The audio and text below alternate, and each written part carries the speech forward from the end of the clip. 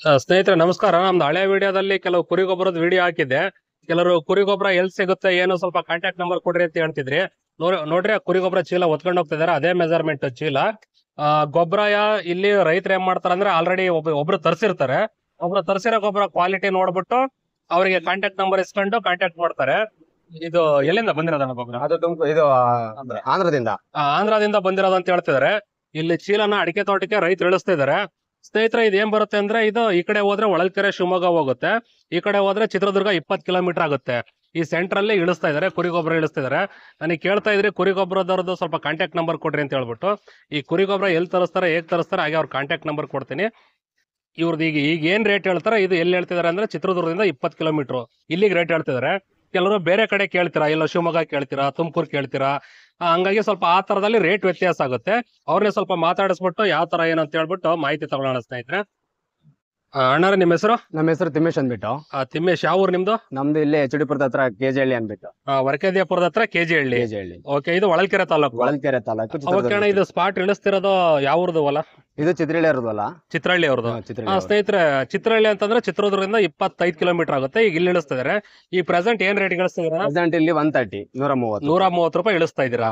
Okay ಅಣ್ಣ, ಇದು measurement ಚೀಲದ ಜನ ಎಷ್ಟು ಪುಟ್ಟಿ ಬರುತ್ತೆ ಅಂತ ಕೇಳ್ತಾರೆ, ಅಥವಾ ಚೀಲ ಎಷ್ಟು ಬರುತ್ತೆ ಅಂತ ಹೇಳ್ತಾರೆ. ಇದಕ್ಕೊಂದ್ ಸ್ವಲ್ಪ ಲೆಕ್ಕ ಹೇಳ್ರಿ ಯಾವ ತರ. ಇದು ಜನಗಳು ಕೇಳೋದ್ ಬಂದ್ಬಿಟ್ಟು ಇದು ಪುಟ್ಟಿ ಎಷ್ಟು ಪುಟ್ಟಿ ಬರುತ್ತೆ, ಒಂದ್ ಚೀಲಕ್ಕೆ ಎಷ್ಟು ಪುಟ್ಟಿ ಬರುತ್ತೆ, ತಲೆ ಹೊಡೆದ್ಬಿಟ್ಟು 3 ಪುಟ್ಟಿ ಬರ್ತದೆ, ಮತ್ತೆ 2 ಪುಟ್ಟಿನೂ ಬರ್ತದೆ.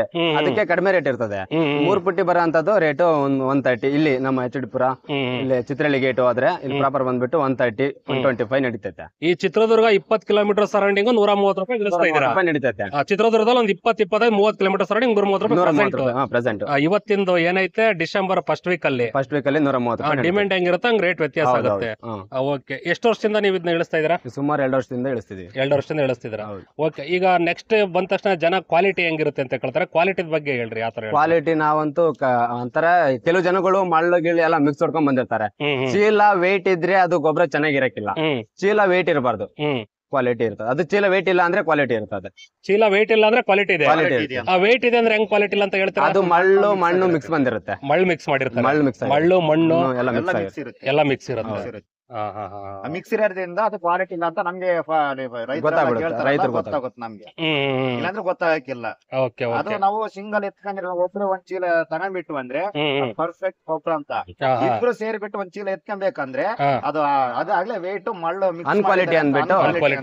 ಅಂದ್ರೆ ಕುರಿ ಗೊಬ್ಬರ ಚೆನ್ನಾಗ್ ಡ್ರೈ ಆಗಿದ್ರೆ ತೂಕ ಇರಲ್ಲ. ತೂಕ ಇರಲ್ಲ. ಹೆಂಗಿದ್ರೆ ತೂಕ ಇರುತ್ತೆ, ಬಟ್ ಅದನ್ನು ಒಬ್ರು ಎತ್ಕೊಂಡಂಗ್ ಇರ್ಬೇಕು. ಪರ್ಫೆಕ್ಟ್ ಒಬ್ರು ಒಂದ್ ಚೀಲ ಎತ್ಕೊಂಡಂಗ್ ಇರ್ಬೇಕು. ಯಾಕಂದ್ರೆ 3 ಬಿಟ್ಟು ಬಂದೈತೆ, 3 ಫೀಟ್ ಆರಾಮಾಗಿ ಒಬ್ರು ಎತ್ಕೊಬಹುದು.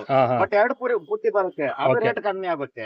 ಅದು ಒಬ್ರು ಎತ್ಕೊಂಡಿರಬೇಕು. ಅದು ಕ್ವಾಲಿಟಿ ಅಂತ. ಪರ್ಫೆಕ್ಟ್ ಕ್ವಾಲಿಟಿ ಅಂದ್ರೆ ಹಂಗಿರ್ಬೇಕು. Perfect quality. ಓಕೆ ಅಣ್ಣ, ಈಗ ನೀವು ಇಲ್ಲಿ ಚೀಲ ಇಳಿಸ್ತಿದಾರಲ್ಲ, ನಾರ್ಮಲ್ ಆಗಿ ರೈತರು ಒಂದ್ ಚೀಲನ ಎಷ್ಟು ಗಿಡಕ್ಕೆ ಹಾಕಿಸ್ತಾರೆ? ಯಾವ ಎಷ್ಟು ವರ್ಷದ ಗಿಡಗಳಿಗೆ?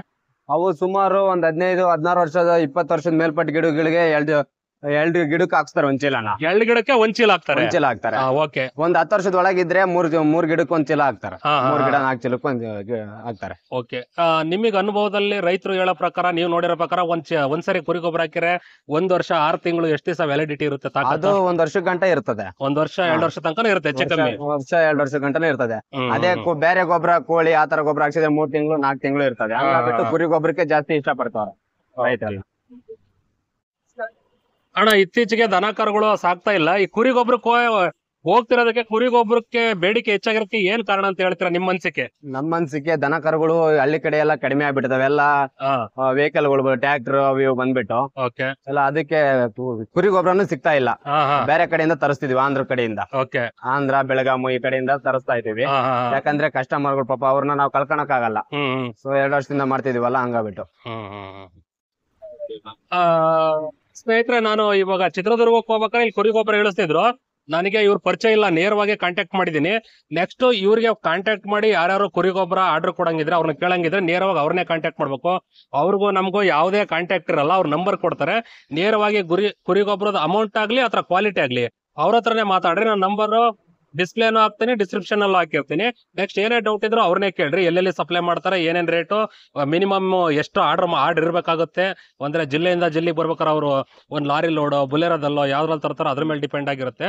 ರೇಟು ವ್ಯತ್ಯಾಸ ಆಗ್ತವೆ ಊರಿಂದ ಊರಿಗೆ, ಜಿಲ್ಲೆಯಿಂದ ಜಿಲ್ಲೆಗೆ, ತಾಲೂಕಿಂದ ತಾಲೂಕಿಗೆ. ನೆಕ್ಸ್ಟ್ ಏನ್ ಡೌಟ್ ಇದ್ರು ನಿಮ್ಗೆ ಅವ್ರಿಗೆ ಕಾಂಟ್ಯಾಕ್ಟ್ ಮಾಡ್ಬೇಕಾಗುತ್ತೆ ಸ್ನೇಹಿತರೆ. ನಾನು ನಂಬರ್ ಕೊಡ್ತೀನಿ. ಅಣ್ಣ ಈಗ ನಿಮ್ದು ಹೇಳಿದ ರೇಟಿಗೆ ಒಪ್ಕೊಂತಾರೆ ಕುರಿ ಗೊಬ್ಬರ ಆಯ್ತು ತಗೊಂಬನ್ನಿ ಅಂತ ಹೇಳಿ. ಎಷ್ಟು ದಿವಸ ಮುಂಚೆನೆ ಹೇಳ್ಬೇಕಾಗತ್ತೆ ನಿಮ್ಗೆ? ಒಂದ್ 3 days ಮುಂಚೆನೆ ಹೇಳಿದ್ರೆ, ಒಂದ್ 3 ದಿವಸ ಮುಂಚೆ ಹೇಳ್ಬೇಕಾಗುತ್ತೆ. 3 ದಿನ ಮುಂಚೆನೆ ಹೇಳಿದ್ರೆ ನಾವು ಆರ್ಡರ್ ತರ್ತೀವಿ. ಓಕೆ.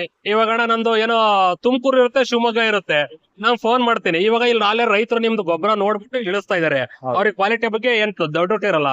ಈಗ ಹೊರಗಡೆ ತರ್ಸರಿ ಡೌಟ್ ಇರುತ್ತೆ, ಅವ್ರಿಗೆ ಯಾರಿಗೆ ಸ್ವಲ್ಪ ಮನಸ್ಥಿತಿ, ಅವ್ರಿಗೆ ಯಾವ ತರ ಹೇಳ್ತೀರಾ ನೀವು? ಅವ್ರಿಗಾದ್ರೆ ನಾವು ಇಲ್ಲೆಲ್ಲ ಹಳೆ ಕಸ್ಟಮರ್ ಕೇಳಿ ನಂಬರ್ ಕೊಡ್ತೀನಿ. ಅವ್ರಿಗೂ ಇದು ಒಳ್ಳೆ ಗೊಬ್ಬರ ಏರ್ಸಿದೀವಿ.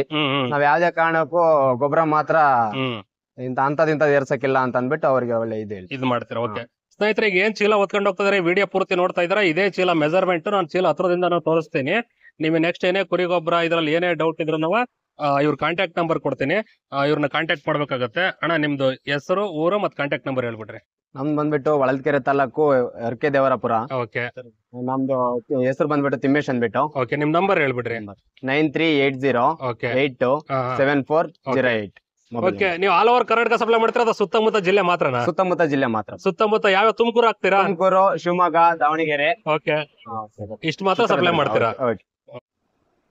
ಅಣ್ಣ ಈ ಕೃಷಿಯಲ್ಲಿ ಅಡಿಕೆ ತೋಟದಲ್ಲಿ ನೀವೆಲ್ಲ ಎಷ್ಟು ವರ್ಷದ ನೋಡ್ತೀರಾ, ಎಷ್ಟು ವರ್ಷದ ಅನುಭವ ಐತೆ? ನಮ್ಗೆ ಸುಮಾರು ಒಂದ 10 ವರ್ಷದಿಂದ ಅನುಭವ ಇದೆ. 10 ವರ್ಷದ ಅನುಭವ ಐತೆ. 10 ವರ್ಷದಿಂದ ಅನುಭವ ಇದೆ. ಓಕೆ. ನಮ್ ತೋಟಕ್ಕೆಲ್ಲ ನಾವೆಲ್ಲ ಕುರಿ ಗೊಬ್ಬರನೇ ಹಾಕ್ಸೋದು. ಕುರಿ ಗೊಬ್ಬರನೇ ಹಾಕ್ಸೋದು. ಓಕೆ ಅಣ್ಣ, ಈಗ ದೂರದವ್ರಿಗೆ ಸ್ವಲ್ಪ ಸಣ್ಣ ಪುಟ್ಟ ಡೌಟ್ಗಳಿದ್ರೆ ಹೆಂಗ್ ಕ್ಲಿಯರ್ ಮಾಡ್ಕೊಂಬೋದು?